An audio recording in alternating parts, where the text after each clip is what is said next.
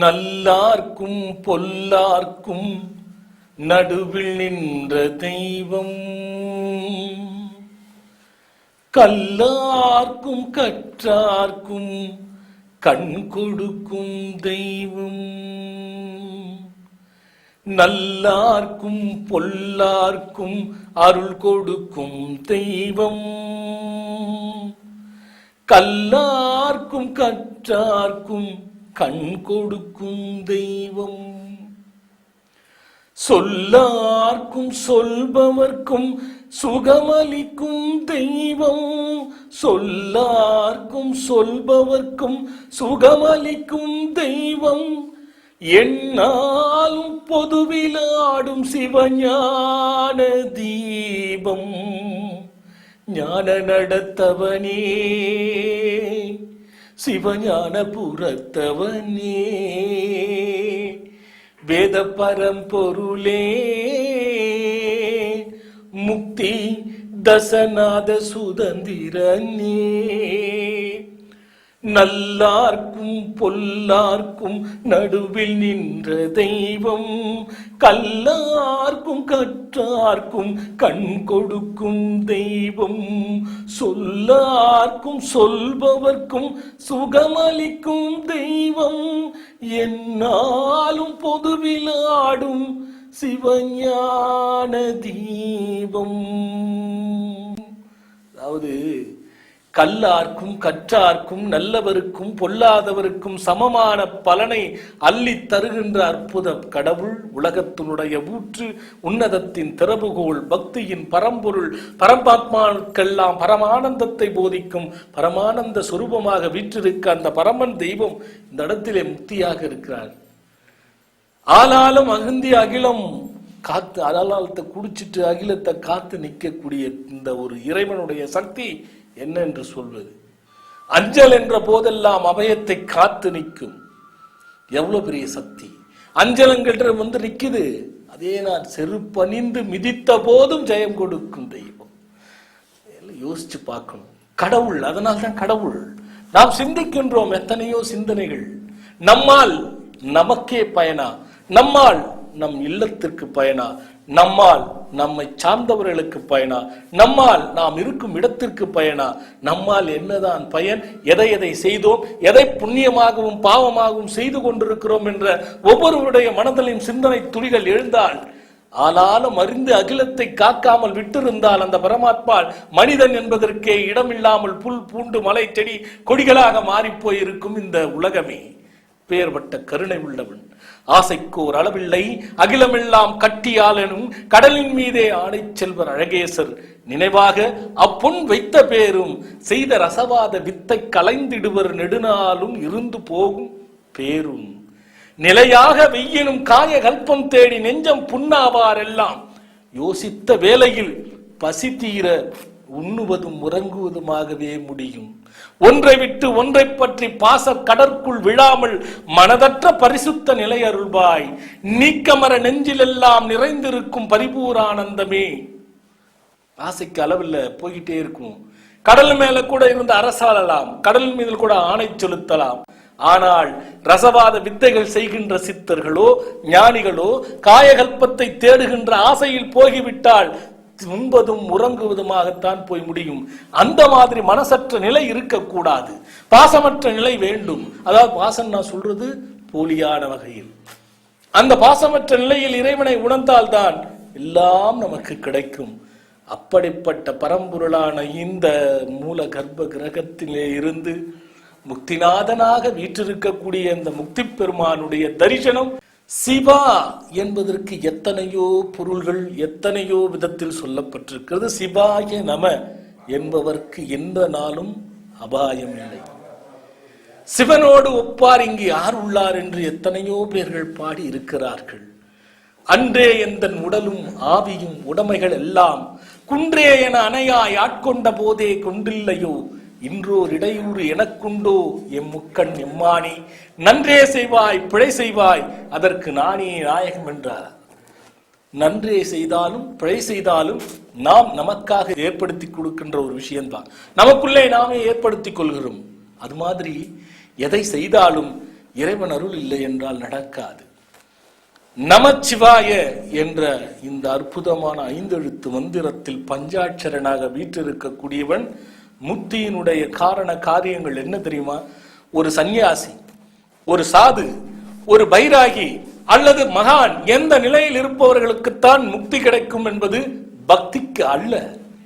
யார் வேண்டுமானாலும் பக்தி செலுத்தி பண்பட்ட மனதோடு இறைவனுக்கு ஒப்பான நற்காரியங்களை செய்தாலே அவர்களுக்கு முக்தி கிட்டும் என்பதில் எந்த மாற்று கருத்தும் கிடையாது. தவங்கள் செய்வது, ஆசனங்கள் இட்டு ஆரோரப்படுத்து காயகற்பங்களை பயில்வது, இப்படி போன்ற எத்தனை வேத தண்டங்கள், எத்தனை விதமான ஒரு தவ வலிமை இருக்கிறதோ அத்தனையும் செய்கின்றது. ஒரு மனிதன் புனிதப்பட்டு விட்டால் அந்த புனித நிலையை முக்திக்கு பாத்திரமாகி முக்தியை கொடுத்து விடும். இன்னைக்கு இந்த உலகமே அன்றாட பிழைப்பு இருக்கிறது. கஷ்டங்கள் எத்தனையோ பேருக்கு பீடித்துக் கொண்டிருக்கிறது. பக்தி செலுத்துவதற்கே நேரம் ஒதுக்குவதற்கு கூட யோசிக்கின்ற காலகட்டங்கள் இந்த காலத்திலே உருவாகிவிட்டது. இப்ப நம் உள்ளத்தில் இருக்கிற அழுக்கு, நம் உள்ளத்தில் இருக்கக்கூடிய அழுக்கை அகற்றுகின்ற மந்திரமே இந்த பஞ்சாட்சர மந்திரம். இப்போ ஒரு மனிதன் எங்கெங்கெல்லாம் தப்பு பண்றோம்? ஒரு நாளைக்கு காலையிலிருந்து இரவுக்குள் நாம் போகும் பொழுது, இரவு படுக்கும் முன்பு ஒரு நிமிஷம் அன்றன்று நாம் என்னென்ன நல்லவைகள் செய்தோம், எத்தனை கெடுதல்கள் செய்தோம், எவ்வளவு நல்லது எவ்வளவு கெடுதல் என்பதை வரையறுத்துக் கொள்ள வேண்டும்.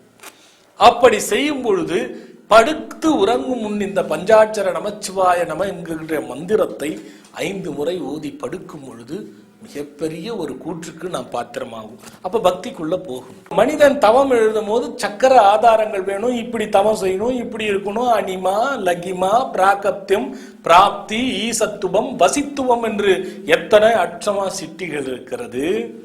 சுத்தி, மனசுத்தி, லிங்க சுத்தி, ஆத்ம சுத்தி, மந்திர சுத்தி. ஒருவர் சாதாரணமாக பூஜை செய்து விட்டால் மட்டும் போடாது, மனதை தூய்மையாக வைத்துக் கொள்ள வேண்டும். மனதை தூய்மையாக வைத்துக் கொண்டு பூஜை செய்தால் மட்டும் போதாது, திரவிய சுத்தி. நீங்கள் செய்யும் தண்ணீர், தீர்த்தம், இளநீர் போன்ற திரவியங்களை சுத்தமாக செய்ய வேண்டும். பிறகு மந்திர சுத்தி. இந்த மந்திர சுத்திகள் நீங்க சொல்லுகின்ற மந்திரத்தில் பிழை ஏதும் இல்லாமல் சொல்லிவிட வேண்டும். அப்படி செய்யும் போது செய்கின்ற அந்த பூஜை செய்கின்ற இடத்தை தூய்மையாக வைத்துக் கொள்ள வேண்டும். லிங்க சுத்தி. நாம் உடலிலும் ஸ்தூலத்திலும் ஸ்தூல சுத்தியாக இருந்து நம் உடலை புனிதமாக வைத்துக் கொண்டு வழிபட வேண்டும். இப்படி வழிபட்டால் இந்த சிவபரம்பொருள் நம்மிடத்திலே உறவாடுவதையே தெரிந்து கொள்ளலாம். சிவபெருமானுடைய திருவாலயம் இருக்கும். அங்கெல்லாம் முடிந்த வரை போங்க, வணங்குங்க, எல்லாம் செய்யுங்க. ஆனால் ஒரு நாளாவது அந்த கோயிலை சுத்தம், ஒரு சிறிய இடத்தையாவது சுத்தம் செய்து பாருங்க. அது சுத்தம் செய்ய நம்ம மனமும் பக்குவப்படும், உள்ளமும் சந்தோஷப்படும், ஆனந்தமும் லயத்திருக்கும். இது ஒரு சுத்த நிலையிலே இருக்கக்கூடியது. அதே போல யாருக்காவது ஒரு நாள் உங்களால் முடிந்த உதவியை இல்லாத பட்டவர்களுக்கு செய்து சிவனை நினைத்து தானம் கொடுங்க. அப்படி கொடுத்து வரும் பொழுது அவர்களுடைய செல்வமும் செல்வாக்கும் எப்படி பெருகுகிறது என்பதை யோசிச்சு பார்த்து கொள்ளுங்க. இது ஒரு பக்கம் இருக்க, ரொம்ப ஃபாஸ்ட் ஃபுட் மாதிரி எளிதிலே துன்பம் நீங்கிவிட வேண்டும். எளிதிலே போய் வேண்டுதலும் பிரார்த்தனையும் செலுத்தியவுடன் வீட்டிற்கு செல்வதற்கு முன்னே அவருக்கு அதற்கு விளக்கம் கிடைத்துவிடும் என்று எதிர்பார்க்கின்ற காலம் இது.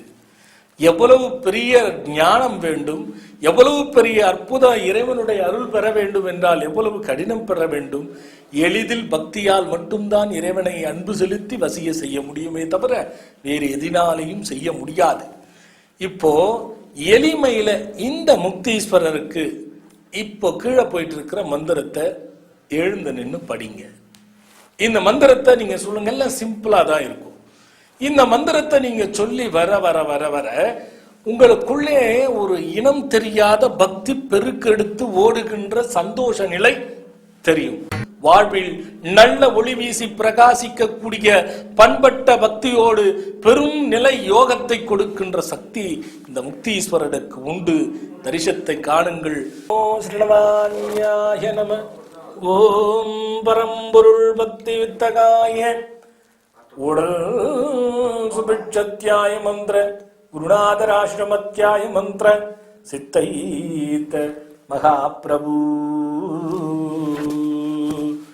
ஓம் நானாவித பத்ர பரிமளாமி மந்திர புஷ்பாணி சமர்ப்பயாமி கற்பூர நீராஞ்சனம் சுபதரிசயாமி சிவார்ப்பண.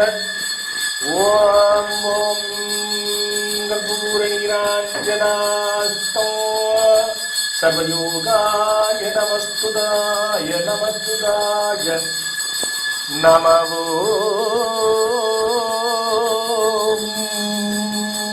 முக்தீசனுடைய அருள் உங்களுக்கு முழுமையாக கிடைக்கட்டும். அந்த முன்முதற் கடவுளாக வீற்றிருக்கக்கூடிய அந்த பெருமானுடைய பெருங்கருணை உங்களுக்கெல்லாம் கிடைத்து முடிந்தவரை இந்த நிகழ்ச்சியிலே உங்களுக்கு பலனை கொடுக்கின்ற அளவிற்கு அந்த பக்திக்கு நாதராக வித்தாக இருந்து உங்களை காத்தருளட்டும். இந்த மந்திரத்தை படித்து பயனருங்கள்.